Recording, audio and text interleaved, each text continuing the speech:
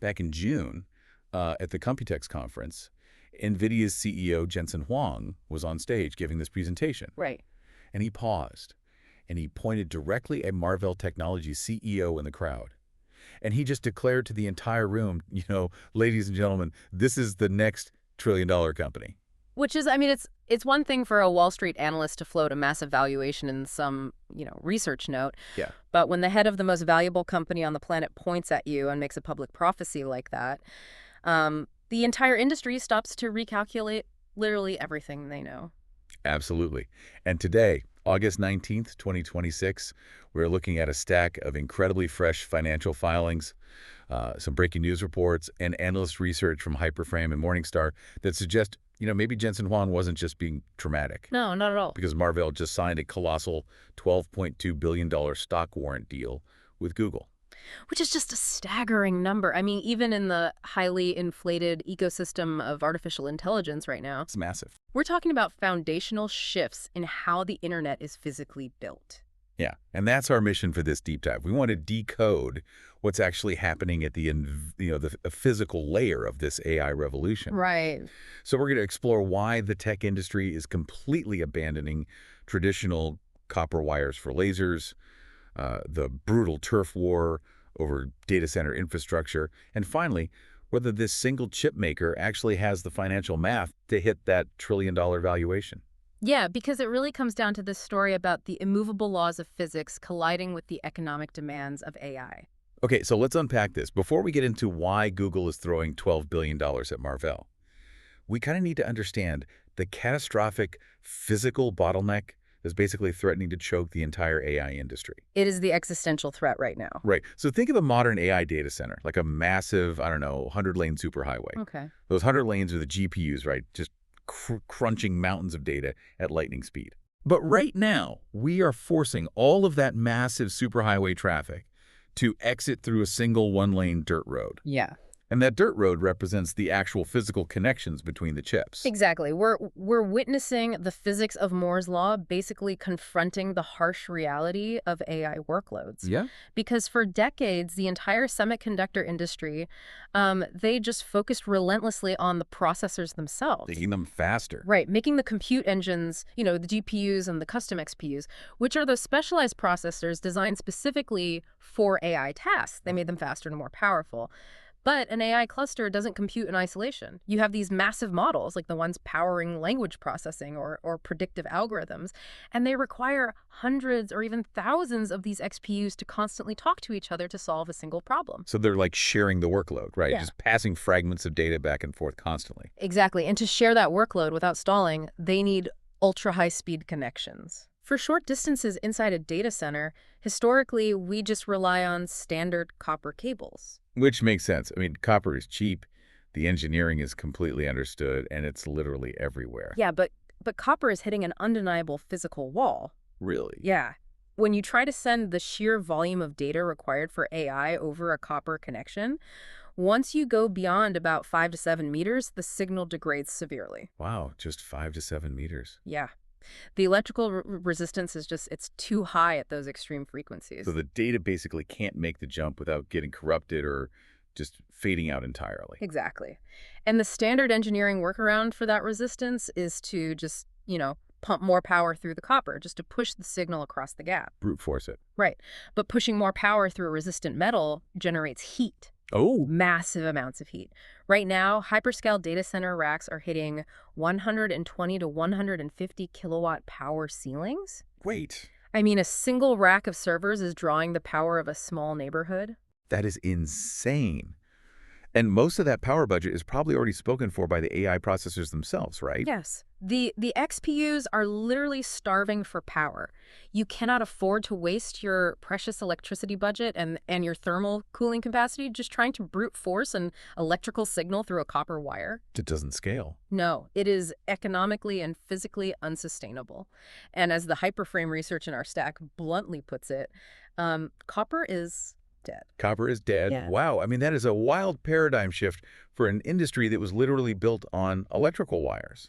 Yeah. So the hyperscalers, Amazon, Google, Microsoft, if they can't solve this data movement problem, the AI revolution basically stalls out because they will physically melt their own data centers trying to run it. Exactly. They need a fundamental architectural reset. So if copper is dead, Marvell's answer is to use light. Yes. And here's where it gets really interesting. Yeah. Because in December 2025, they made this massive gamble, right?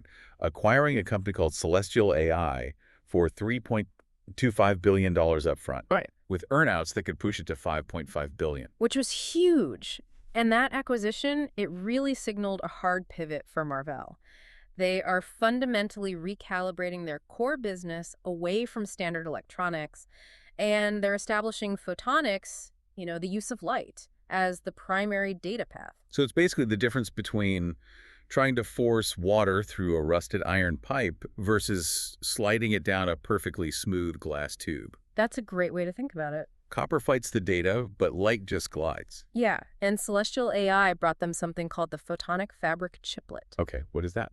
It's this tiny piece of silicon that delivers 16 terabits per second of bandwidth. 16 terabits. Yeah, that is 10 times the capacity of current state-of-the-art electrical ports. 10 times? Yeah, and because it uses light, it operates at less than 1 picojoule per bit, so it consumes less than 50 watts per engine.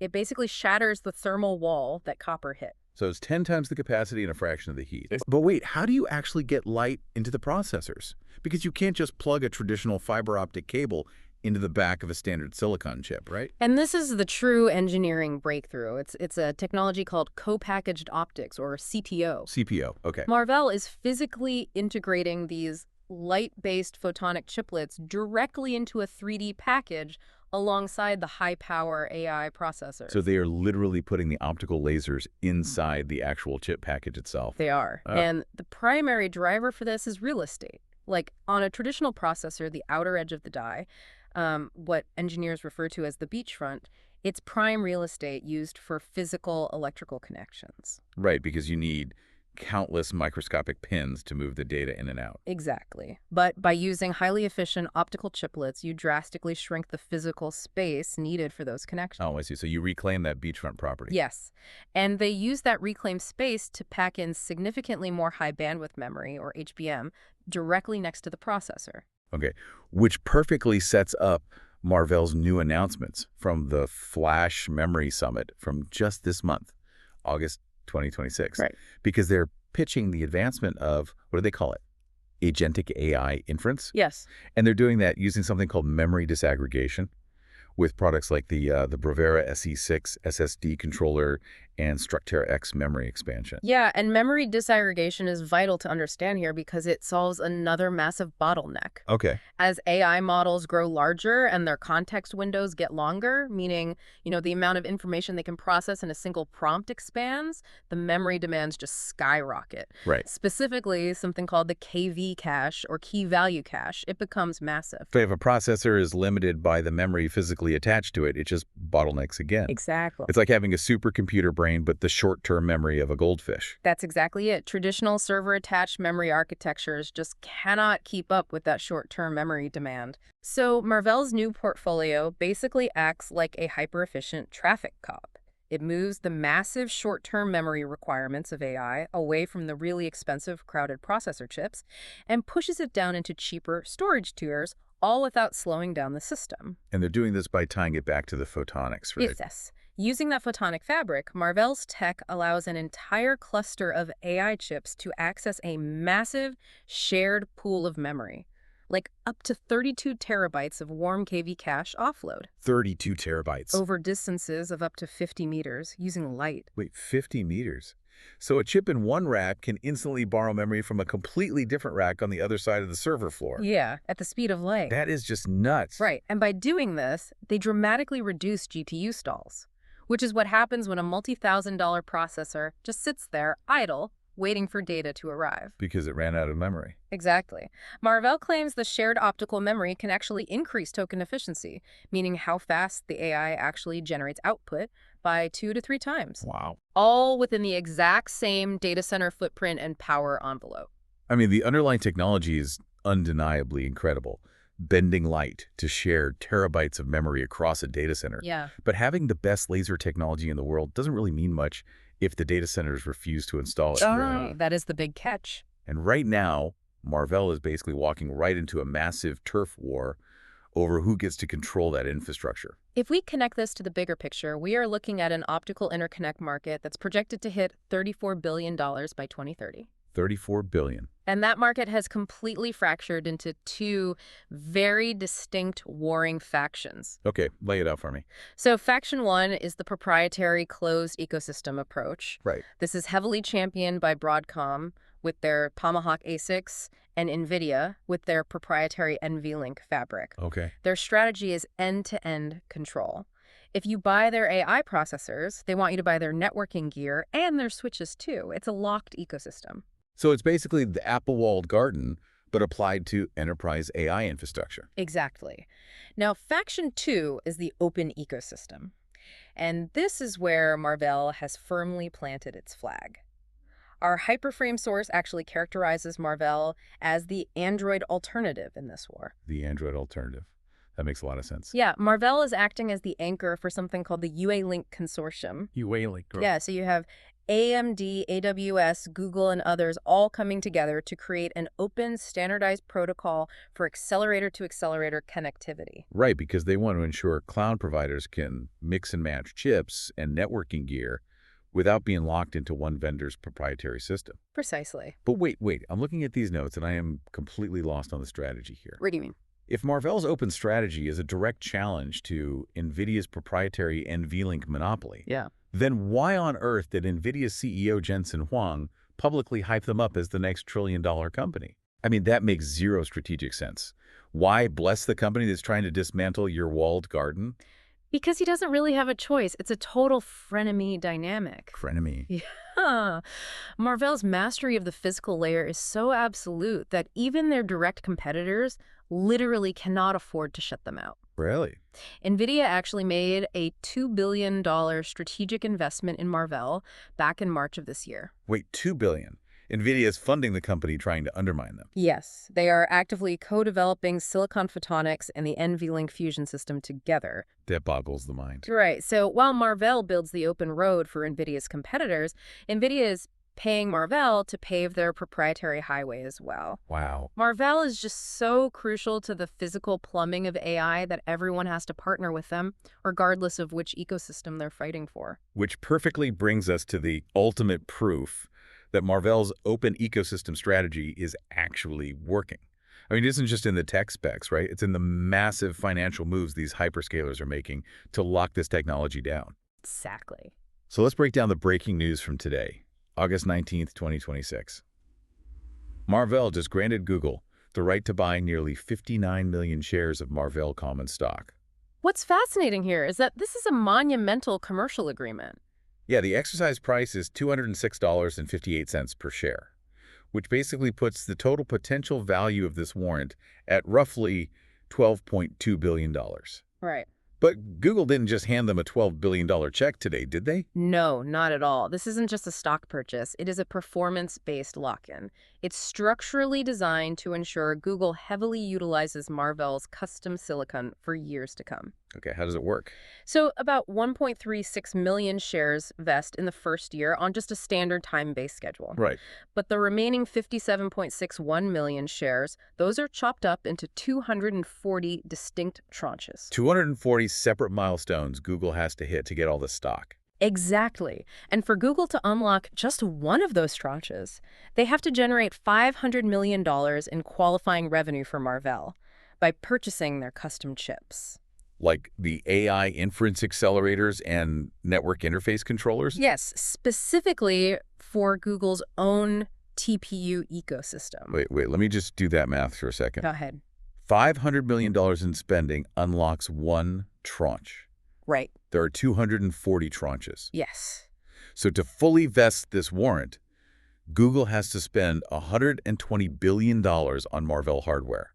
$120 billion by the year 2033. That is just an astronomical amount of incentivized procurement. It is the ceiling, but yeah, it's massive. And Morningstar's analysis highlights why this is such a huge coup for Marvell. Because for a long time, Broadcom maintained a virtual monopoly as the silicon supplier for Google's custom TPU program. Right, the tensor processing units, the custom AI chips Google builds in-house to run their own models. Exactly. This warrant officially signals that Marvell has broken Broadcom's monopoly. Google is actively multi-sourcing to reduce their reliance on Broadcom, and Marvell is basically the prime beneficiary here. And this isn't even the first time Marvell has pulled a maneuver like this. No. Because looking back at the December 2025 Form 8K filing regarding the Celestial AI acquisition, they structured a very similar deal with Amazon. Right. As part of that acquisition, Marvell issued a warrant to AWS for over 1 million shares at an $87 strike price. Yes.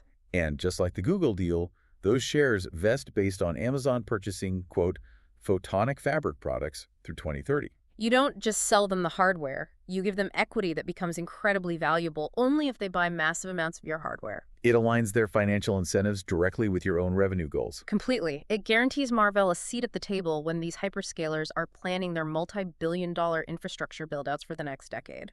Okay, so we have hyper-advanced technology bending light through silicon. Right. We have billions of dollars in guaranteed hyperscaler spending. And we have the public blessing of NVIDIA. Yeah.